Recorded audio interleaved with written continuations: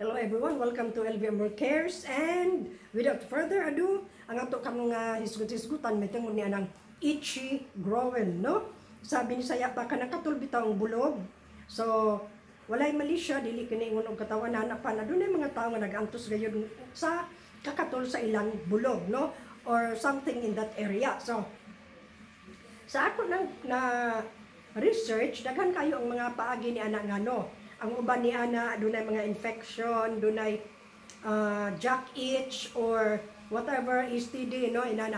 Apan ang pinaka-practical nga akong na kita ni ana, may tungod lamang pud sa ako ang na-experience, no, kay dili ko pwede makahatag og mga sa medical gayud nga mga term ni ana tungod kay I am not a doctor. So sa akong experience, as we grow older, mangguwa na gid nato ng daghang mga allergy, no, or bisan pa sa mga younger group of people, no, mga babae, labi na sa mga babae, makatul gayud ang growing area kana sa bulog bitaw. So usa sa akong na-experience nga nganong magkatul di ay gayud kana siya ang sa bulog dapit, no, tungod kana kay ang panty bitaw. I will show you panty, no, kani panty. Bago ni siya, wala ni magamit. Wala ni magamit nga panty. Kani bitang, iya ang area, kani bitang nabitaw thread, kana bang murag, iyang tinahian, something, kani niya, sa sid-sid, no, kana siya, mudapat kana siya sa atong panit. Mudapat na siya sa atong panit. So, dapat ni ana, unknowingly, allergy di ay ang ato ang panit ni ana, labi na ning mga inani, so kanin ngalan ani, kani bang tinahian, no, so kanini kana mga gahi bitaw, inig dapat ani sa ato ang panit, the tendency is mukatul kana siya, tungod kay wala na niya ang elasticity, no, di na elastic, no, dayon kuan ba kana bang medyo folded skin, adto na siya dito, dayon apilog lukot kaning niya mag-allergy siya, no, mag-allergy ang dapit sa to ang bulog hangtod na niini. So ang kuan ni ana, ang maayo ana nga buhaton sa ako lang nga na-experience, although dunay daghan akong mga kaila nga dili magpanty, inig kagabi kana matulog sila, dili sila mag-wear og underwear tungod kay katlan sila, no. Of course, mingon tinaban nga, apo dugay panglimpyo mo nang katol. No, dili. Bisag unsaon ang panglimpyo, mo katol gayud kana siya, because mo to kung ingon kana bisag mga folded skin, or as we grow older, normal gid kana siya, labi na og menopausal na post-menopausal stages sa babaye, mugawas gid ang mga rashes, no, kana mga allergy. So mo ni siya, no, ang gawas. So what I did, manglimpyam kita syempre, pagkagabi anak, I'll get a new panty, no, akong balihon pagsuol. Balihon ako siya.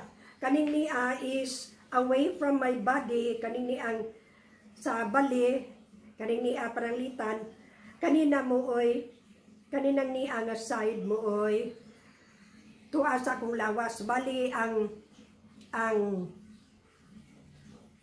baligtad, ang gatubang sa akong lawas, ang tapos akong lawas kaning niya, no, kaning niya ang naa sa outer gid untaon, then kaning sa outer mo ay inner, no, so gibali lang, no.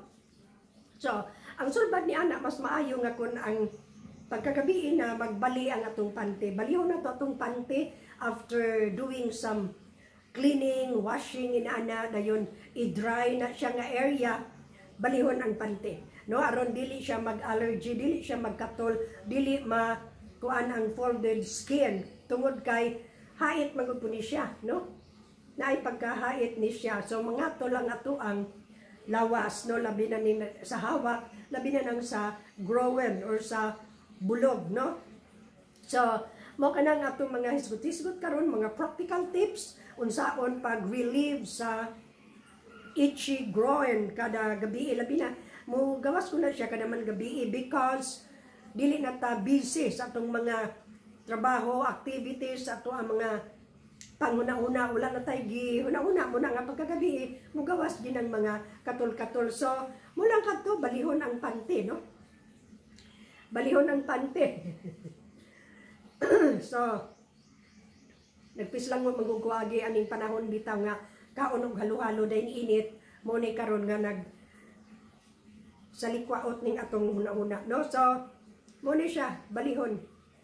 Balihon siya.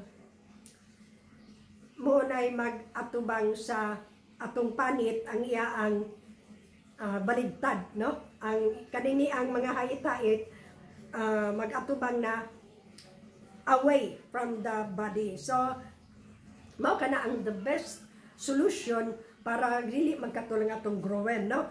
So, dunay akong mga nahibawan nga dili sila magpante. Kanang matulog na sila, pero kuya, dunay emergency, kanang dunay sunog simbako.